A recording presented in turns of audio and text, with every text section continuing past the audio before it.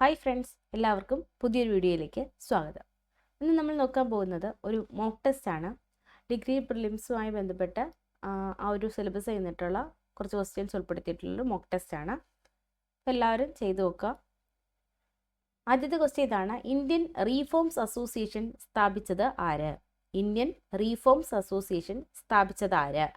Keshav Chandrasen, M N. Joshi, Debendranath Tagore, J M. Chatterjee. ഇതിലാരാണ് Indian reforms association സ്ഥാപിച്ചത്?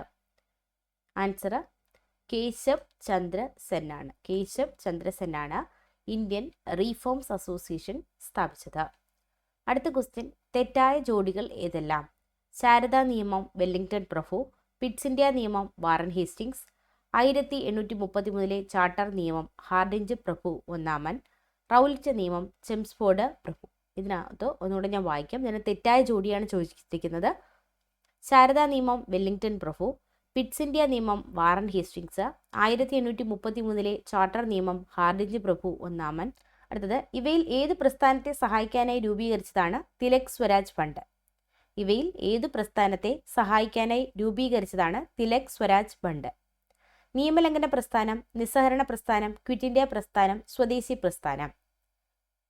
ഇവയിൽ ഏത് പ്രസ്ഥാനത്തെ സഹായിക്കാനായി രൂപീകരിച്ചതാണ് തിലക് സ്വരാജ് ഫണ്ട്?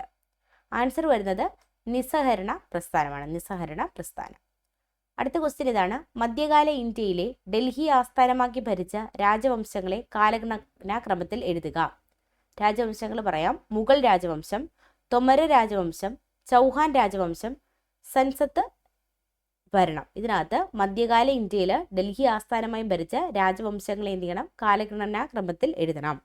ഏത് രാജവംശമാണ് ആദ്യം ഭരിച്ചതെന്നുള്ള രീതിയിൽ എഴുതാനായിട്ട്. ആൻസർ വരുന്നത് ഫസ്റ്റ് വരുന്നത് തൊമര രാജവംശമാണ്, സെക്കൻഡ് ചൗഹാൻ, തേർഡ് സൻസത്ത്, ലാസ്റ്റ് ഏതാണ്? മുഗൾ. അപ്പോൾ ഓപ്ഷൻ വരിക സി ആണ്. അടുത്ത ക്വസ്റ്റ്യൻ: പ്രസ്താവനകളിൽ ശരിയായവ തിരഞ്ഞെടുക്കുക. വൈക്കം സത്യാഗ്രഹം 603 ദിവസം നീണ്ടുനിന്നു. ഗുരുവായൂർ സത്യാഗ്രഹത്തെ അനുകൂലിച്ച് പഞ്ചാബിൽ നിന്ന് വന്നവരാണ് അകാലികൾ. ഗുരുവായൂർ സത്യാഗ്രഹത്തിന്റെ ക്ഷേത്രപ്രവേശന ക്യാമ്പയിന്റെ ക്യാപ്റ്റൻ സുബ്രഹ്മണ്യൻ തിരുമുമ്പ് ആയിരുന്നു. സ്വാതന്ത്ര്യാനന്തരം ഐക്യത്തിനെതിരെ കേരളത്തിൽ നടന്ന ആദ്യ സത്യാഗ്രഹമാണ് പാലിയം സത്യാഗ്രഹം. ഇതിൽ ശരിയായിട്ടുള്ള പ്രസ്താവനയാണ് തിരഞ്ഞെടുക്കേണ്ടത്. വൈക്കം സത്യാഗ്രഹം 603 ദിവസം നീണ്ടുനിന്നു എന്ന് പറയുന്നത് ശരിയായിട്ടുള്ള പ്രസ്താവനയാണ്.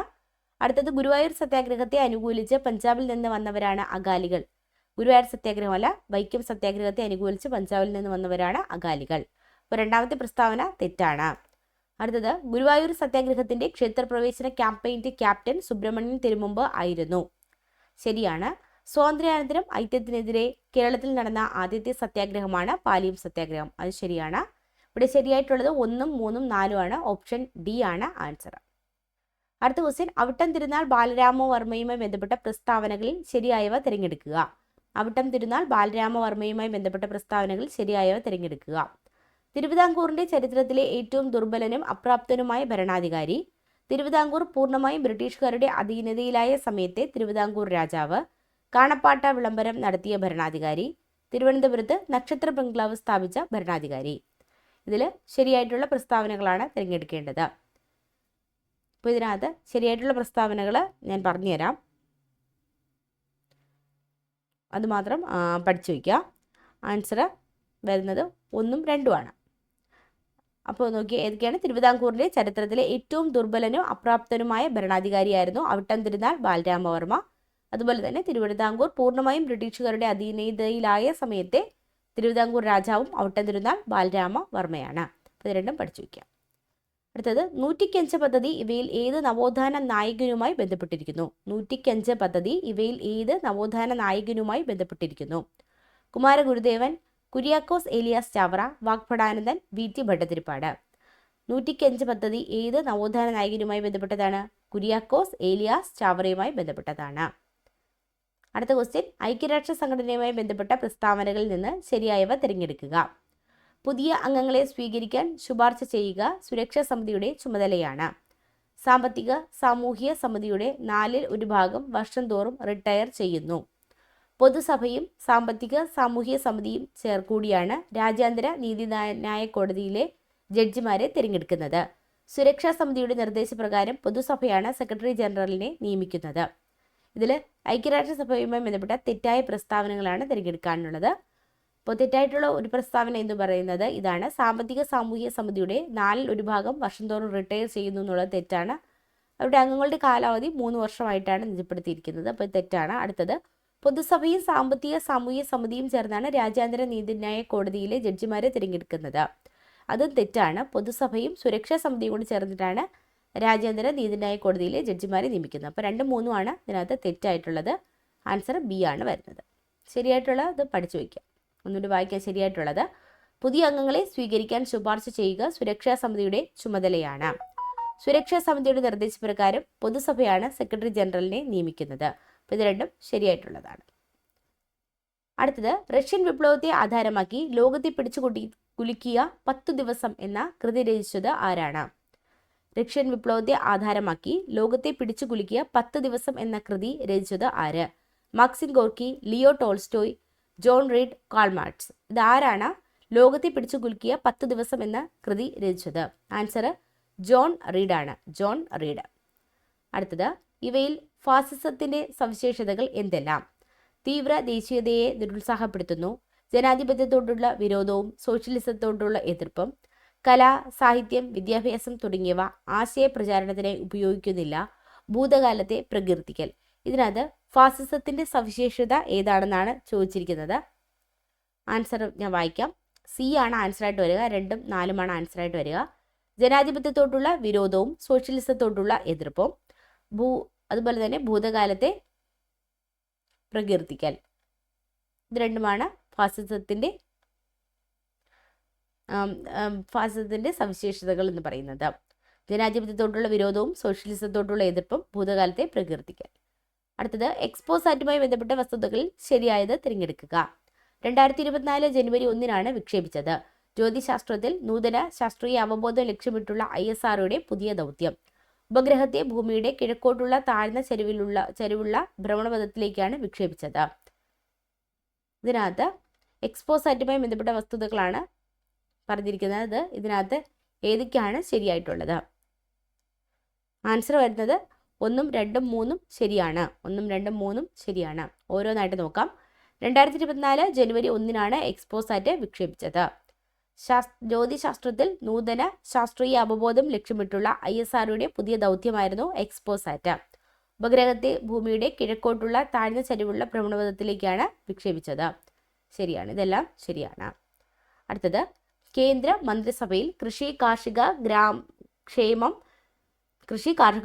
ഗ്രാമവികസനം എന്നീ വകുപ്പുകൾ കൈകാര്യം ചെയ്യുന്ന ക്യാബിനറ്റ് മന്ത്രി ആരാണ്? കേന്ദ്ര മന്ത്രിസഭയിലാണ്. ഓരോന്നായിട്ട് നോക്കാം. ശിവരാജ് സിംഗ് ചൗഹാൻ, മനോഹർ ലാൽ ഖട്ടർ, പ്രഹ്ലാദ് ജോഷി, ഹർദീപ് സിംഗ് പുരി. ഇതിൽ ആരാണ് നമ്മുടെ കേന്ദ്ര മന്ത്രിസഭയിലെ കൃഷി, കാർഷിക ക്ഷേമം, ഗ്രാമവികസനമൊക്കെ എന്നീ വകുപ്പുകളൊക്കെ കൈകാര്യം ചെയ്ത മന്ത്രി ആരാണ് എന്നാണ് ചോദിച്ചിരിക്കുന്നത്. ആൻസർ ആരാണ്? ശിവരാജ് സിംഗ് ചൗഹാനാണ്. ശിവരാജ് സിംഗ് ചൗഹാൻ. അടുത്തത്, പാരീസ് ഒളിമ്പിക്സുമായി ബന്ധപ്പെട്ട വസ്തുതകൾ ശരിയായവ തിരഞ്ഞെടുക്കുക.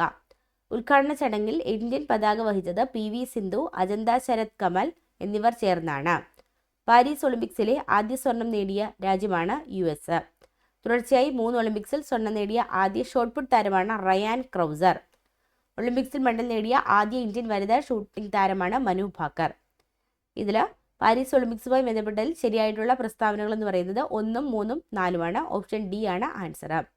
ശരിയായിട്ടുള്ള പ്രസ്താവനകൾ ഒന്നുകൂടി വായിക്കാം. ഉദ്ഘാടന ചടങ്ങിൽ ഇന്ത്യൻ പതാക വഹിച്ചത് PV സിന്ധു, അജന്ത ശരത് കമൽ എന്നിവർ ചേർന്നാണ്. പാരീസ് ഒളിമ്പിക്സിലെ ആദ്യത്തെ സ്വർണം നേടിയ രാജ്യം അത് തെറ്റാണ്. രണ്ടാമത്തെ ഓപ്ഷൻ തെറ്റാണ് കേട്ടോ. അത് പഠിക്കണ്ട. അടുത്തത്, തുടർച്ചയായിട്ട് 3 ഒളിമ്പിക്സിൽ സ്വർണം നേടിയ ആദ്യ ഷോട്ട്പുട്ട് താരമാണ് റയാൻ ക്രൗസർ. ഒളിമ്പിക്സിൽ മെഡൽ നേടിയ ആദ്യ ഇന്ത്യൻ വനിതാ ഷൂട്ടിംഗ് താരമാണ് മനു ഭാക്കർ. അടുത്തത്, 54ാം സംസ്ഥാന ചലച്ചിത്ര പുരസ്കാരത്തിൽ മികച്ച സ്വഭാവ നടനായി തിരഞ്ഞെടുക്കപ്പെട്ടത് ആരെയാണ്? ഹരീഷ് പേരടി, KR ഗോകുൽ, വിജയരാഘവൻ, സുധീർ കരമന. ഇതിൽ ആരെയാണ് 54ാമത് സംസ്ഥാന ചലച്ചിത്ര പുരസ്കാരത്തിൽ മികച്ച സ്വഭാവ നടനായി തിരഞ്ഞെടുത്തത്? ആൻസർ വരുന്നത് വിജയരാഘവനാണ്. അടുത്ത ക്വസ്റ്റ്യൻ, കേരളത്തിന്റെ ഇപ്പോഴത്തെ ഗവർണർ ആരാണ്? RL Bhatia, Arif Muhammad Khan, P Sadasivam, Rajendra Vishwanath Arlekar. ഇതിൽ ആരാണ് കേരളത്തിൻ്റെ ഇപ്പോഴത്തെ ഗവർണർ? ആൻസർ വരുന്നത് രാജേന്ദ്ര വിശ്വനാഥ് അർലേക്കർ ആണ്. രാജേന്ദ്ര വിശ്വനാഥ് അർലേക്കർ. അടുത്തത്, ഭൂവിവര വ്യവസ്ഥയുടെ പ്രയോജനങ്ങൾ ഏതെല്ലാം? ഭൂതല സവിശേഷതകളെ സ്ഥാനീയമായി പ്രദർശിപ്പിക്കാൻ, ഭൂപടങ്ങൾ, പട്ടികകൾ, ഗ്രാഫുകൾ എന്നിവ നിർമ്മിക്കാൻ, പല ഉറവിടങ്ങളിൽ നിന്നുള്ള വിവരങ്ങൾ സംയോജിപ്പിക്കാൻ, ശേഖരിച്ച വിവരങ്ങൾ ഉപയോഗിച്ച് ഭാവി പ്രതിഭാസങ്ങളുടെയും പ്രക്രിയകളുടെയും ദൃശ്യമാതൃകകൾ സൃഷ്ടിക്കാൻ. ഇതിൽ ഏതാണ് ഭൂവിവര വ്യവസ്ഥകൾ പ്രയോജനപ്പെടുത്തുന്നത്? ഭൂവിവര വ്യവസ്ഥകൾ പ്രയോജനപ്പെടുത്തി നമ്മൾ എന്തൊക്കെ കാര്യങ്ങളാണ് ചെയ്യുന്നതെന്നാണ്. അപ്പോൾ ആൻസർ വരുന്നത് 1, 2, 3, 4 എല്ലാം നമ്മൾ ഭൂവിവര വ്യവസ്ഥ പ്രയോജനപ്പെടുത്തി ചെയ്യുന്നതാണ്. ഒന്നുകൂടി പറയാം ഏതൊക്കെയാണെന്ന്. ഭൂതല സവിശേഷതകളെ സ്ഥാനീയമായിട്ട് പ്രദർശിപ്പിക്കൽ, അടുത്തത് ഭൂപടങ്ങൾ, പട്ടികകൾ, ഗ്രാഫുകൾ എന്നിവ നിർമ്മിക്കൽ, പല ഉറവിടങ്ങളിൽ നിന്നുള്ള വിവരങ്ങൾ സംയോജിപ്പിക്കൽ, ശേഖരിച്ച വിവരങ്ങൾ ഉപയോഗിച്ച് ഭാവി പ്രതിഭാസങ്ങളുടെയും പ്രക്രിയകളുടെയും ദൃശ്യമാതൃകകൾ സൃഷ്ടിക്കൽ.